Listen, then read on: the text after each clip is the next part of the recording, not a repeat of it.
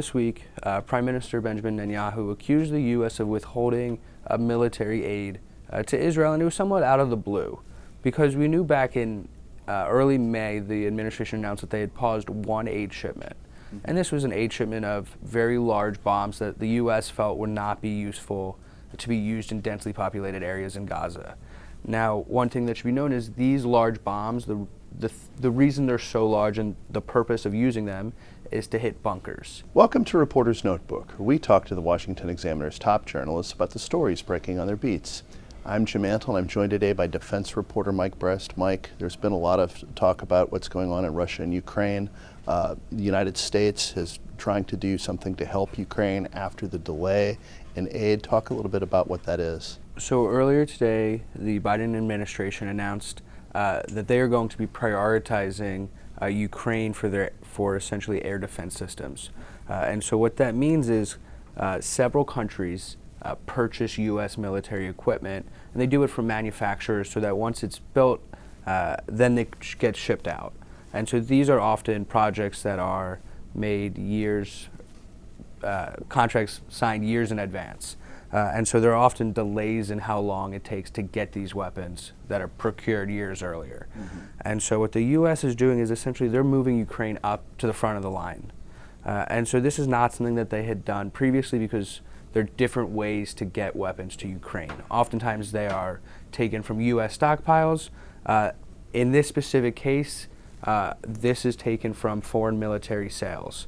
And so the countries that are now delayed, who were further ahead of Ukraine in this line, according to the U.S., have been generally understanding, in part because a lot of these countries have also been helping Ukraine. So there's been a development with an American held by Russia?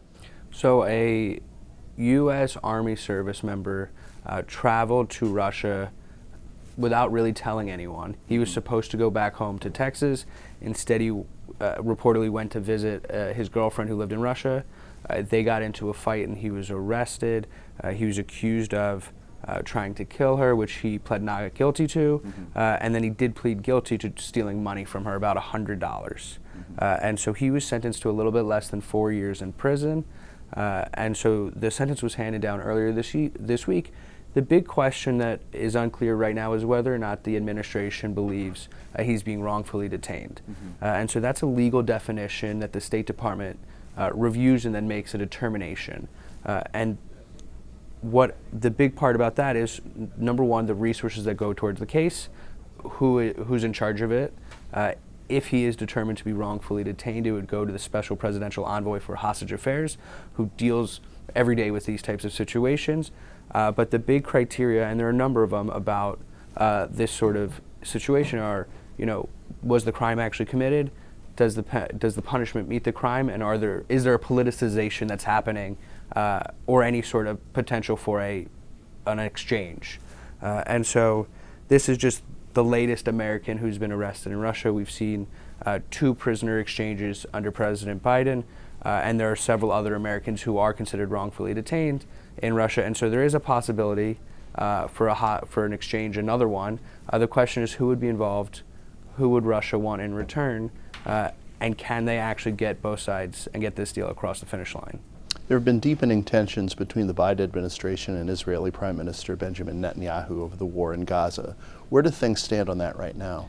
Earlier this week, Prime Minister Benjamin Netanyahu accused the U.S. of withholding military aid to Israel, and it was somewhat out of the blue, because we knew back in early May the administration announced that they had paused one aid shipment. And this was an aid shipment of very large bombs that the U.S. felt would not be useful to be used in densely populated areas in Gaza. Now, one thing that should be known is these large bombs, the reason they're so large and the purpose of using them is to hit bunkers.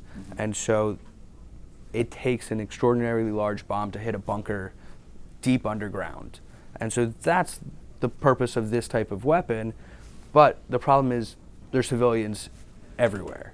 And so the use of these would likely result in catastrophic damage, which is why the administration is still to this day reviewing whether or not they should provide them to Israel.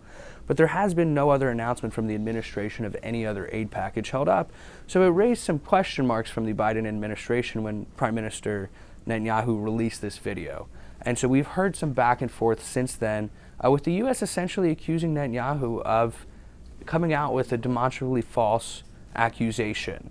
And so it's not clear what exactly prompted Prime Minister Netanyahu to come out with this video. But at the same time, all of this is happening in the context of Israel seemingly winding down its war in Gaza while facing a potential second conflict in the northern part of the country with Hezbollah. Thank you, Mike. You can read Mike and the rest of our national security team's coverage at washingtonexaminer.com.